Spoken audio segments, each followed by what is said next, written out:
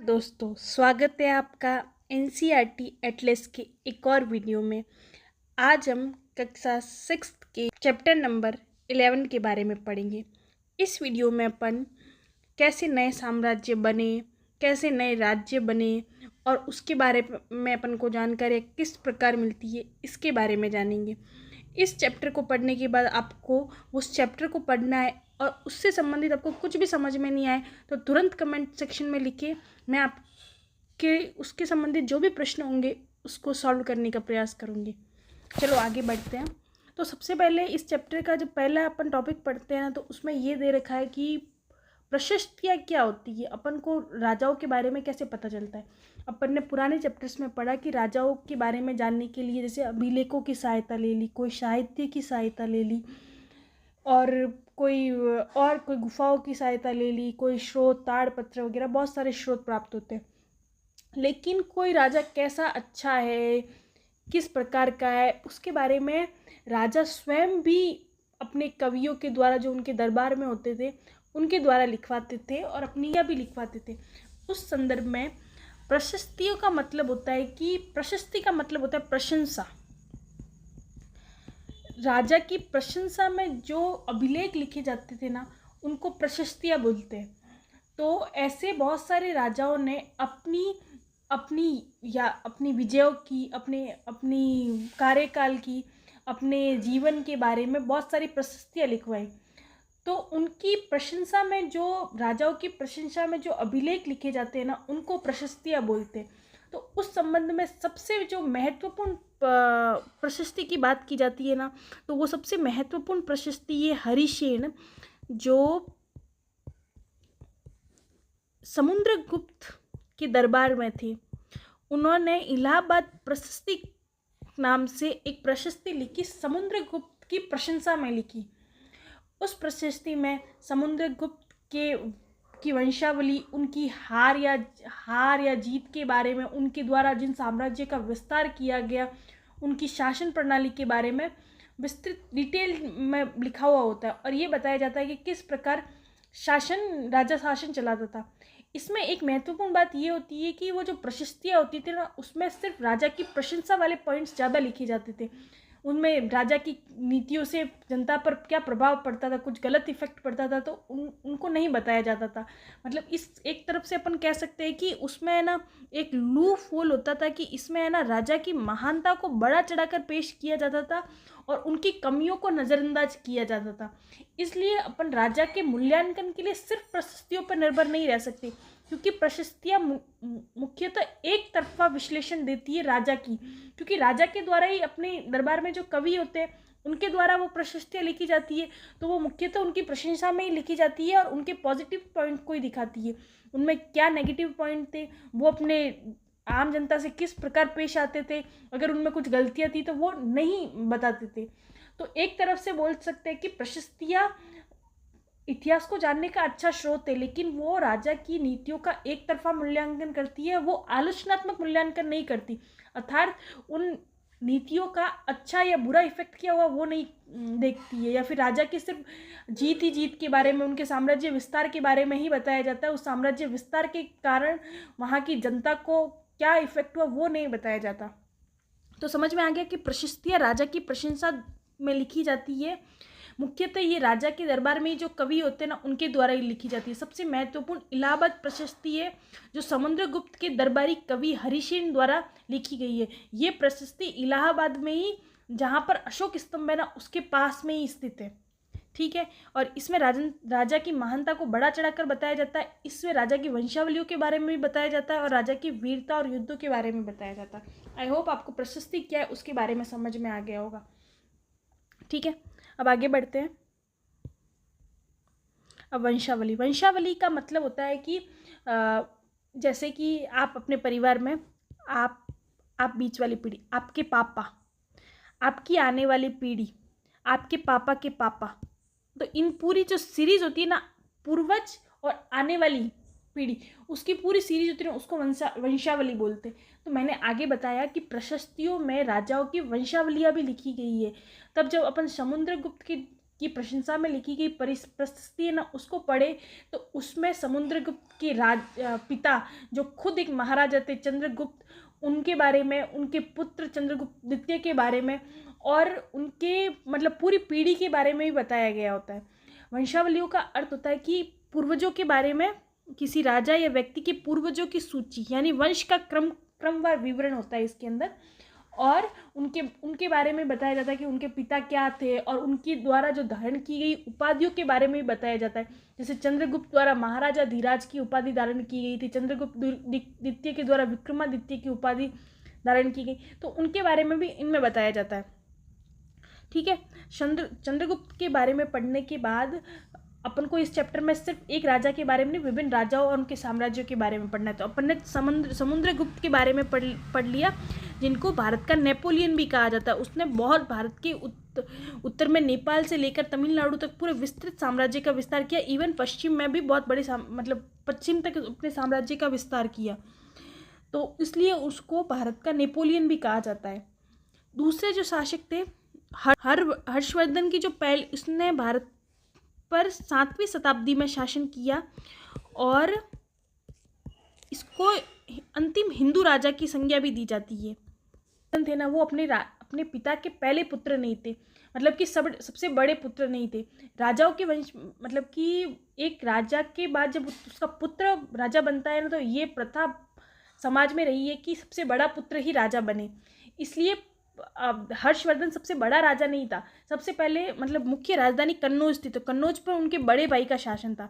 जब उनके बड़े भाई की मृत्यु हो गई तो हर्षवर्धन ने इसको कन्नौज पर आधिपत्य किया और यहाँ पर शासन किया। पहले इसलिए हर्षवर्धन की जो पहले राजधानी थी वो थानेश्वर थी, हरियाणा के पास। उसके बाद कन्नौज को राजधानी बनाया।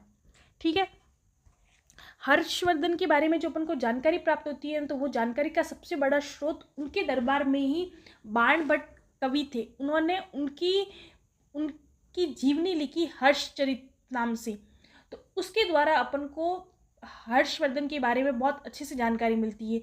जैसे कि समुद्रगुप्त के बारे में जानने का बहुत बड़ा स्रोत इलाहाबाद प्रशस्ति है, उसी प्रकार हर्षवर्धन के बारे में जानने का बहुत बड़ा स्रोत हर्षचरित है। हर्षवर्धन के बारे में दूसरी बात करें तो हर्षवर्धन एक अच्छा राजा था, उसने साम्राज्य विस्तार में बहुत बड़ी भूमिका निभाई। उसके साथ वो एक महत्वपूर्ण कवि भी थे और उन्होंने स्वयं ने भी 3 रचनाएं लिखी। उन रचनाओं का नाम याद करना महत्वपूर्ण है। बहुत सारे स्टेट PCS इवन UPSC में पूछा जा चुका है। नागानंद, रत्नावली, प्रियदर्शिका, ये तीनों हर्ष द्वारा स्वयं लिखी गई है, तीनों रचनाएं। ठीक है, हर्ष के काल की एक महत्वपूर्ण घटना ये है कि हर्ष के काल में ही वेइनसांग नाम के जो चीनी यात्री थे, वो बौद्ध धर्म के विषय में जानने के लिए भारत की उन्होंने यात्रा की थी। तो उन्होंने बहुत सारे बौद्ध जो बड़े धार्मिक जगह है ना, उनकी यात्रा की, बौद्ध धर्म के बारे में बहुत सारी टिप्पणियाँ भी लिखी और बौद्ध धर्म से संबंधित साहित्य को वो चीन लेके भी गए। जब वो भारत में आए तब हर्षवर्धन का शासनकाल चल रहा था, तो उन्होंने जब अपनी यात्रा वृत्तांत लिखे तो उन्होंने हर्षवर्धन के शासन के बारे में भी लिखा। तो उनके बारे में जानने का मैंने एक स्रोत क्या बताया, एक तो हर्षचरित है,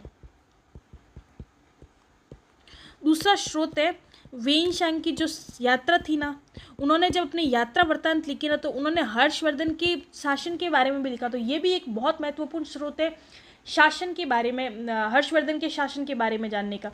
जब अपन एक महत्वपूर्ण बात इस यात्रा वृत्तांत के बारे में ये कही जा सकती है कि जब दरबारी कवियों के द्वारा किसी शासक के बारे में लिखा जाता है, तो वो विशेषता अपन को प्रशंसा की नज़रों से ही दिखाया जाता है कि शासक अच्छा था। मतलब कि मैंने बताया कि एक तरफा मूल्यांकन होता है। अगर कोई तीसरा पक्ष राजा या उसके दरबारियों के अलावा कोई तीसरा पक्ष राजा के बारे में लिखता है, तो अपन को एक तीसरी नज़र राजा के बारे में मिलती है कि राजा वास्तविक रूप से कैसा है। इसलिए चीनी यात्री का हर्षवर्धन के बारे में लिखना, उनके प्रशासन के बारे में लिखना, अपन को उस काल के बारे में एक वास्तविक और एक विदेशी परिप्रेक्ष्य जो कि विदेशी यात्री द्वारा लिखा गया है, ये एक बहुत महत्वपूर्ण स्रोत हो जाता है किसी शासक के बारे में जानने का। जैसे कि चंद्रगुप्त मौर्य के शासनकाल के बारे में जानने का बहुत अच्छा स्रोत इंडिका को माना जाता है, जो मेगिस्थनीज द्वारा लिखी गई। उसी प्रकार चंद्रगुप्त द्वितीय के काल में फाहियान आया था, उनके शासन के बारे में उनके यात्रा वृत्तांत भी बहुत महत्वपूर्ण है। आपको याद रखना जरूरी है कि कौन सा यात्री किस समय आया है। मेगिस्थनीज आया था चंद्रगुप्त मौर्य के साम्राज्य मतलब मौर्य साम्राज्य के समय। फाहियान चंद्रगुप्त द्वितीय के शासनकाल में आया और हर्षवर्धन के शासनकाल में वेनसांग आया। ये फाहियान, येनसांग और इत्सिंग ये तीनों तो चीनी यात्री थे और इंडिका जिन्होंने मेगिस्थनीज ने लिखी वो यूनानी यात्री थे। ये भी ध्यान रखना आवश्यक है। आगे बढ़ते हैं। अभी देखते हैं कि हर्ष के बारे में अपन ने बहुत अच्छी बहुत सारी जानकारी प्राप्त कर ली। अब देखते हैं कि जब हर्ष ने उत्तर में तो काफ़ी साम्राज्य विस्तार कर लिया था, मतलब उत्तर में उन्होंने ये वाला क्षेत्र मतलब ये जो पश्चिम बंगाल ये वाला क्षेत्र पर तो आदि। जब उसने दक्षिण में या अपना साम्राज्य विस्तार करने का प्रयास किया तो चालुक्य वंश के शासक पुलकेशिन द्वितीय ने उनकी इस प्रगति को रोक दिया और हर्ष को दक्षिण में बढ़ने से रोक दिया था। इसके बारे में अपन को जानकारी रविकीर्ति जो पुलकेशिन द्वितीय के दरबार में थे, उन्होंने रविकीर्ति ने एहोल प्रशस्ति लिखी जो पुलकेशिन द्वितीय के बारे में। प्रशस्ति का मतलब पता है तो पुलकेशिन द्वितीय के दरबार में भी बहुत सारे कवि थे, उसमें से सबसे महत्वपूर्ण कवि रविकीर्ति थे। उन्होंने पुलकेशिन द्वितीय की जीवनी और प्रशस्ति लिखी और उस प्रशस्ति में उन्होंने हर्ष को पुलकेशिन द्वितीय के द्वारा हराए जाने की बात कही और उन्होंने ये भी लाइन लिखी कि हर्ष का मतलब होता है आनंद, लेकिन इस हार के बाद हर्ष नहीं रहे। ये चीज़ इंपॉर्टेंट है कि हर्ष को दक्षिण में बढ़ने से किसने रोका, तो हर्ष को दक्षिण में बढ़ने से रोका पुलकेशिन द्वितीय ने। उसके बारे में जानकारी अपन को रविकीर्ति के एहोल प्रशस्ति से मिलती है। रविकीर्ति पुलकेशिन द्वितीय के दरबारी कवि थे। ठीक है, हर्षचरित क्या है ये मैंने आपको बता दिया। हर्षचरित एक जीवनी ग्रंथ है जो बाण भट्ट ने लिखा। हर्षवर्धन का जीवनी ग्रंथ है। हर्षवर्धन का जीवनी ग्रंथ है। हर्षवर्धन के बारे में अपन ने जानकारी प्राप्त कर दी। ये हर्षवर्धन के दरबारी कवि थे। उन्होंने संस्कृत में लिखा एक गद्य काव्य, ये पद्य काव्य ने होके गद्य काव्य है, ये भी ध्यान रखना है।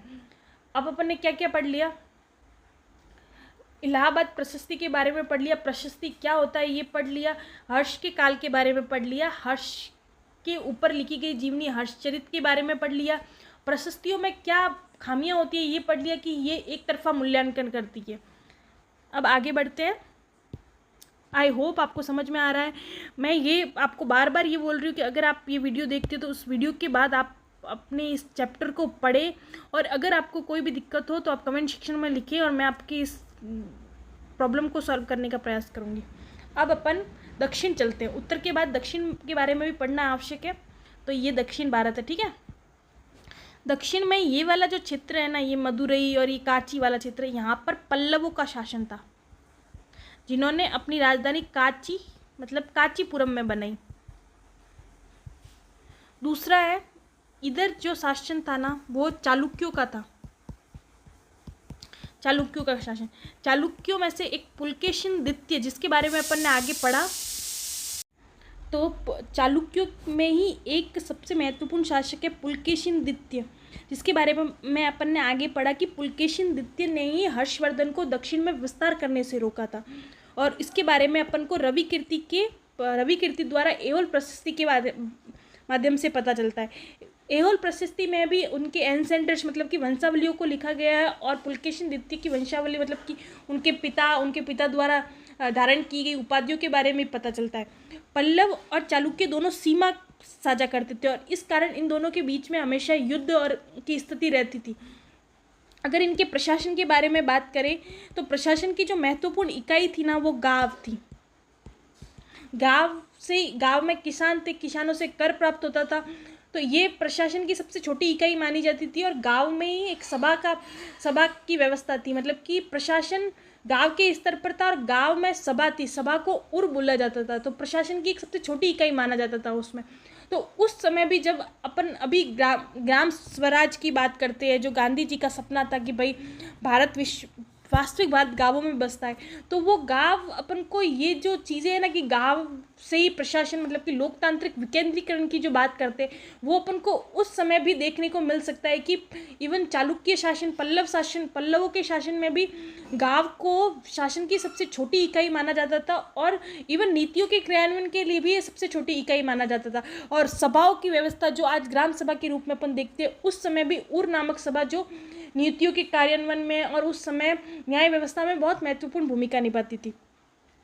प्रशासन की एक बात देखें जो मतलब कि केंद्रीय स्तर पे प्रशासन चलता था, तो वहाँ पर जो मुख्य अधिकारी होते थे ना, तो वो शासन व्यवस्था में मतलब कि जैसे वर्तमान में कार्यपालिका होती है, जो मंत्री वगैरह होते थे, उस समय भी होते थे, लेकिन उसमें ये चीज़ धीरे धीरे प्रशासन में अंदर ऐड होती गई कि प्रशासन के जैसे राजा का बेटा राजा बनेगा, ये चीज़ तो समाज में हमेशा से ही रही है, लेकिन प्रशासन में भी धीरे धीरे ये चीज़ आने लगी कि जो बड़ा अधिकारी होगा उसका बेटा ही वो अधिकारी पद वापस धारण करेगा।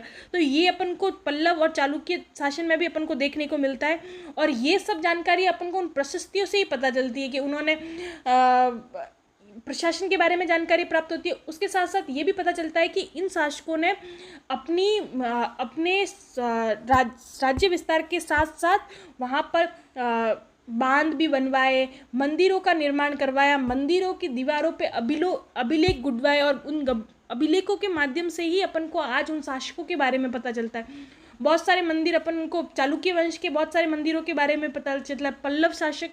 पल्लवों के द्वारा जो मंदिर बनवाए गए उनके बारे में भी अपन वर्तमान में कला और संस्कृति में पढ़ते हैं कि पल्लव शासकों ने भी बहुत सारे मंदिर बनाए। चालुक्य और पल्लवों ने जो मंदिर बनाए वो अपन ज़्यादातर बेसर जो मंदिर शैली होती है उसके अंदर पढ़ते हैं। बेसर जो मंदिर शैली होती है जिसमें नागर और द्रविड़ शैली का मिक्सचर देखा जाता है, उस प्रकार के मंदिर चालुक्य वंश द्वारा ही बनाए गए थे, ये अपन को देखने को मिलता है। तो इन प्रशस्तियों के माध्यम से उस शासकों द्वारा किए गए काम, उनकी वंशावली हो, तो ये रवि कीर्ति का नाम याद रखना है जो चालुक्य वंश में एक दरबारी कवि थे। पुलकेशिन द्वितीय के बारे में भी उन्होंने लिखा है और हर्षवर्धन के बारे में भी लिखा है। ये जानने के बाद अब आगे बढ़ते हैं। नए प्रकार की सेना। अब राजा है तो सेना भी होगी। सेना किस लिए? साम्राज्य विस्तार करने के लिए। तो सेना भी दो प्रकार की होती थी। एक तो सेना ये होती है कि राजा एक एक व्यक्ति को सेना में शामिल करें और अपनी एक पूरी सेना बनाए और पूरा मतलब कि एक केंद्रीय राजा हो, एक मिनट, ये केंद्र में राजा हो और उसके द्वारा ही सेना बनाई जाए और मतलब कि पूरा केंद्रीय प्रतिनिधित्व और राजा के द्वारा ही सेना का गठन किया जाए और पूरी सेना राज्य के अंदर ही हो। ठीक है, एक तो ये जो अपन पुराने ज़माने में देखते थे वैसी सेना जो पूरी तरह राजा के ऊपर ही निर्भर, और राजा अपनी सेना के लिए किसी के ऊपर निर्भर नहीं, राजा खुद नियुक्ति करता है और राजा के द्वारा ही सेना का संचालन किया जाता है। एक दूसरी प्रकार की सेना अपन को जो विस्तार में तो अपन को मध्यकाल में जो सामंती सेना देखने को मिलता है, लेकिन उसके जो अपन को शुरुआत देखने को मिल सकती है तो इन दक्षिण में जो सेना उत्तर में भी देखने को मिलती है, लेकिन दक्षिण में जो चालुक्य और पल्लव है उनकी सेना में भी ये संरचना देखने को मिलती है कि राजा के जो सामंत होते थे, सामंत का मतलब होता है कि राजा के अधिकारी जिनको जमीनों के द्वारा वेतन मिला है और वेतन के द्वारा उन्होंने अपनी अपनी जागीरें बना ली है और फिर राजा उनको सेना बनाने के लिए पैसा देता था, मतलब कि उनको भूमि देता था और उसके माध्यम से वो सेना का गठन करते थे। जब भी राजा को सेना की आवश्यकता होती थी तो ये सामंत राजा को ये सेना के द्वारा सहायता करते थे। एक बार पुनः पहले ज़माने में ये स्थिति थी कि भाई राजा के पास खुद की सेना होती थी, राजा पैदल सैनिक घुड़सवार सब खुद नियुक्ति करता था, लेकिन धीरे धीरे राजा के लिए खुद सेना इकट्ठी करना और फिर उनका लगातार प्रशिक्षण करवाना सही मतलब कि आसान नहीं था। इसलिए राजा ने सामंती धीरे धीरे मध्यकाल में अपन को सामंती व्यवस्था की स्थापना देखने को मिलती है कि सामंतों के द्वारा छोटी छोटी सेना इकट्ठी की जाती थी और जब भी राजा को जरूरत होती थी तो सामंत सेना की उपलब्धता सुनिश्चित करवाते थे कि राजा के पास पर्याप्त मात्रा में सेना हो, और उसके लिए राजा सामंतों को अर्थात अपन कह सकते हैं पहले जो सेना थी वो राजा के द्वारा खुद राजा के पास खुद की सेना होती थी, लेकिन धीरे धीरे राजा ने सेना के लिए सामंतों के ऊपर निर्भर रहना स्टार्ट कर दिया और जब भी राजा को सेना की जरूरत होती थी तो सामंतों के द्वारा जो छोटी छोटी सेना बनाई जाती थी उनके द्वारा ही उनकी उपलब्धता सुनिश्चित की जाती थी। समझ में आ गया? अब आगे बढ़ते हैं। अब अपन ने प्रशासन के बारे में जान लिया, सेना के बारे में जान लिया, लेकिन आम लोगों के बारे में, क्योंकि अपन खुद आम लोग हैं तो ये अपना कर्तव्य बनता है कि अपन आम लोगों के बारे में भी जान ले। वैसे तो आम लोगों के बारे में, जैसे राजाओं के बारे में जानने के लिए तो राजाओं के दरबारी कवियों ने प्रशस्तियाँ लिख ली, उनकी जीवनियाँ लिख ली, लेकिन आम लोगों के बारे में कैसे जाने।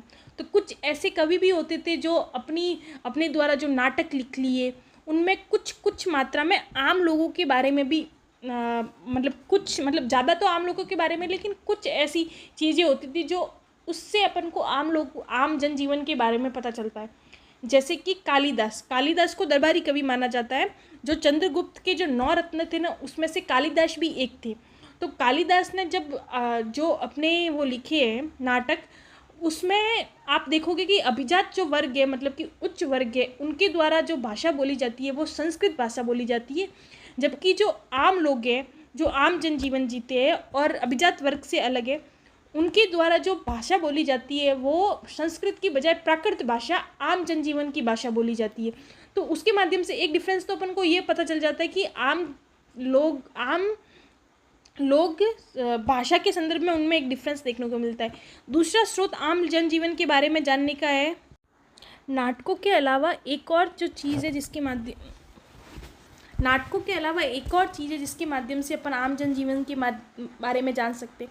जैसे कि दरबारी कवि तो विशेषता अपन देखते हैं कि होते हैं कि राजाओं के बारे में और राजा की प्रशस्ति में ही लिखते। कुछ पॉइंट हो सकते हैं जिनके द्वारा अपन को आम जनजीवन के बारे में पता चले। लेकिन जो मैंने बताया कि चीनी यात्री जिन्होंने भारत की यात्रा की और जब उन्होंने यात्रा वृत्तांत लिखी तो उन्होंने राजाओं के बारे में, उनके प्रशासन के बारे में लिखा, लेकिन उन्होंने आम जनजीवन कैसा था और उस राजा के काल में आम जनजीवन कैसा था उसके बारे में भी लिखा। जैसे कि हर्षवर्धन के काल में आए एन्सांग और चंद्रगुप्त द्वितीय के काल में आए फाहियान ने आम जनजीवन के बारे में लिखा। उनके बाद उन्होंने सबसे महत्वपूर्ण चीज़ जो नोटिस की वो अपन को देखने को मिलती है कि उन्होंने अछूत माने जाने वाले भारतीय समाज में वर्ण व्यवस्था चलती है, क्या ब्राह्मण, क्षत्रिय, वैश्य और शूद्र। तो जो शूद्र समाज की और जिनको अछूत माना जाता है उनकी दयनीय दशा के बारे में उन्होंने लिखा है। उन्होंने ये भी लिखा है कि जब ये बाहर निकलते थे तो घंटी बजा के निकलते थे और लोगों को आगाह करते थे कि हम बाहर निकल रहे हैं तो उनके दर्शन कहीं नहीं हो जाए। और जो अभिजात वर्ग या फिर ब्राह्मण समाज होता था उनके दर्शन को अपशगुन मानता था, और जब भी वो आम समाज जहाँ रहता था ना, जैसे आम समाज यहाँ रहता था, वो उससे दूर रहते थे और वो रात्रि के समय जब आम जनजीवन पूरा सो जाता था उसके बाद ही इस क्षेत्र में आ सकते थे। जब भी वो बाहर निकलते थे घंटी बजाकर निकलते थे। तो इन माध्यमों से हमें आम जनजीवन के बारे में जानकारी मिलती है। क्योंकि शिक्षा का स्तर बहुत कम था, इसलिए खुद आम लोग जो किसान है, दस्तकार है, वो खुद अपनी जीवनियाँ नहीं लिखते थे। शिक्षा का स्तर बहुत कम था, इसलिए छोटी मोटी जानकारी जो आम जनजीवन के माध्यम से मिलती है वो इन कवियों के माध्यम से, जैसे कालिदास की अभिज्ञान शकुंतलम में उनके जो पात्र है उनके द्वारा जो प्राकृत भाषा का इस्तेमाल कर रखा है, इन यात्रियों के द्वारा जो वृत्तांत लिखे गए उनमें उनकी दशाओं के बारे में पता चलता है। तो ये महत्वपूर्ण स्रोत है। मैंने इस चैप्टर में जितने भी महत्वपूर्ण टॉपिक थे उन सब के बारे में बता दिया। इन टॉपिक में जो महत्वपूर्ण है, जो इनकी प्रशस्तियों के बारे में, वो आपको याद रखना। इलाहाबाद प्रशस्ति बहुत इंपॉर्टेंट है एग्जाम पॉइंट ऑफ व्यू से। एहोल जो प्रशस्ति है रविकृति के द्वारा लिखी वो भी बहुत इंपॉर्टेंट है। बुद्ध जो हर्षचरित बाणभट्ट के द्वारा लिखी गई है, ये जो फैक्ट्स है बहुत इंपॉर्टेंट है। और इस संबंध में जो महत्वपूर्ण जानकारियाँ हैं ना, वो भी आप इस चैप्टर को पढ़ना बहुत इंपॉर्टेंट है, बहुत आसानी से समझ में आ जाएगी। अगर आप तुरंत पढ़ते हो तो बहुत आसानी से समझ में आ जाएगी। कोई भी प्रॉब्लम हो आप लिखिए, मैं आपको उसको सॉल्व करने की कोशिश करूँगी। अब एक चैप्टर इसका एक और रहा है, मैंने वैसे 1-2 चैप्टर वो मेरे को ज़्यादा इंपॉर्टेंट लगे नहीं, लेकिन मैं वो भी क्लियर करवाने की कोशिश करूँगी। लेकिन अब कल इसका एक चैप्टर होने के बाद मैं दूसरी सब्जेक्ट ज्योग्राफी स्टार्ट करूँगी। धन्यवाद।